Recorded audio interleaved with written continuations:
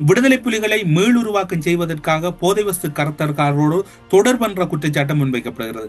எல்லாவற்றையும் பார்க்கின்ற போது ஏதோ ஒரு சிக்கல் ஒன்றை நோக்கி நகர்ந்து கொண்டிருப்பது போன்று ஒரு தோற்றப்பாடு இருக்கின்றது.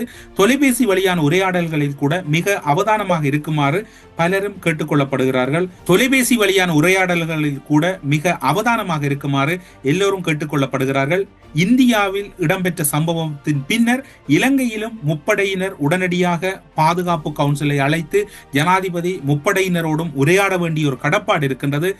இலங்கையின் அண்டை நாடான இந்தியாவில் ஒரு அனர்த்தம் ஏற்பட்டிருக்கிறது என்றால் அவை தொடர்பில் உடனடியாக இலங்கையில் முப்படைகளின் தலைவராக இருக்கக்கூடிய ஜனாதிபதி கரிசனை காட்ட வேண்டிய கடப்பாடு இருக்கின்றது. இந்த காணொளி பதிவேற்ற செய்யப்படும் வரைக்கும் இலங்கையின் பாதுகாப்பு நிலவரம் மிகவும் சாதாரணமாக இருக்கின்றது. அதே வேளையில் எந்த ஒரு முன்னேற்பாடு நடவடிக்கைகளும் மேற்கொள்ளப்படவில்லை என்று அங்கிருந்து கிடைக்கக்கூடிய தகவல்கள் உறுதிப்படுத்தப்படுகின்றன. எது எவ்வாறு இருந்தாலும் இலங்கையின் பாதுகாப்பை கருத்தில் கொண்டு பாதுகாப்பு நடவடிக்கைகளில் வளமைக்கு மாறான ஒரு தீவிரத்தன்மையை இலங்கையின் ஜனாதிபதி அவர்கள் காட்ட வேண்டும் என்கின்ற எதிர்பார்ப்பு பலரிடம் இருக்கின்றது. இந்த பயங்கரவாத தாக்குதல் நேற்று டெல்லியில் இடம்பெற்றது, இன்று பாகிஸ்தானில் இடம்பெற்றது.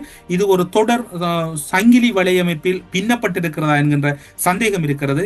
இவ்வாறான சந்தேகங்களோடு பலர் பயணித்துக் கொண்டிருக்கிறார்கள். இருந்தாலும் ஒவ்வொரு நாட்டினுடைய பாதுகாப்பும் உறுதிப்படுத்தப்பட வேண்டும் என்கின்ற மேலான எதிர்பார்ப்பு அனைத்து மக்களிடமும் இருக்கின்றது.